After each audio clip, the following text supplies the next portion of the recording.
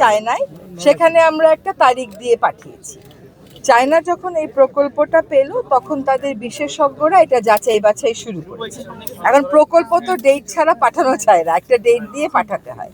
এই যে যাচাই বাছাইটা হচ্ছে, আপনারা একটু আগে রাষ্ট্রদূত মহোদয়কে বলতে শুনেছেন যে এটা আমরা খুব ভালোভাবে যাচাই বাছাই করছি, যাতে করে এটা মানুষের এত বেশি প্রত্যাশার একটা প্রকল্প, এখানে কোনো ভুল না থাকে এবং আমরা সম্পূর্ণ সঠিকভাবে কাজটা করতে পারি।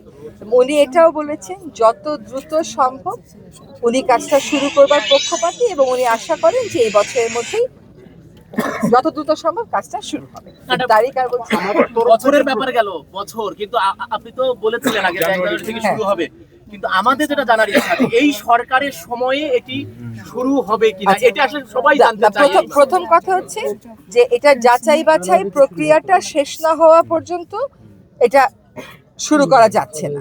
ফলে এটা হয়তো জানুয়ারির মধ্যে শুরু হচ্ছে না, কিন্তু কোনোভাবেই হতাশা ছড়ানো যাবে না, কারণ উনি এই প্রকল্পটা করার ব্যাপারে চীন সরকার, বাংলাদেশ সরকার উভয়ই প্রতিশ্রুতিবদ্ধ বলেই আমরা দুজন আবার আপনাদের কাছে এসেছি। হ্যাঁ, এবং এই কথাগুলো আবার বলতে এসেছি যে এই প্রকল্পটা হবে এবং এইটার সপক্ষে রাজনৈতিক দলগুলোকেও আপনারা দেখেছেন, নির্বাচনে যারা যাচ্ছেন তারা বলেছেন যে তাদের রাজনৈতিক যে ম্যানিফেস্টো এটা তাদের পার, সুতরাং এটা হবে। কিন্তু তাড়াহুড়াটা না করে, যে 26শে জানুয়ারি বলেছিলেন 26 জানুয়ারি শুরু করে, সেটা না করে আমরা একটু সময় দিই কাজটা ভালো করে।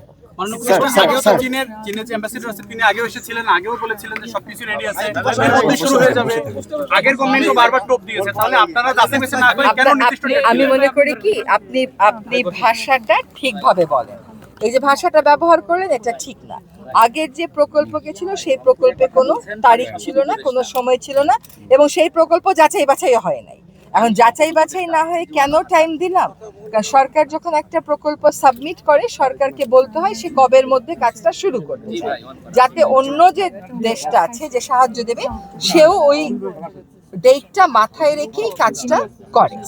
কিন্তু এখন দেখা যাচ্ছে যে প্রকল্পটা অনেক বেশি জটিল হওয়ার কারণে তিনটা জিনিস এখানে দেখতে হবে: বন্যা নিয়ন্ত্রণ, নদী ভাঙন রোধ, একই সাথে সেচ দেওয়া। ফলে এইটা ফুল প্রুফ করার জন্য ওনারা একটু সময় নিচ্ছেন।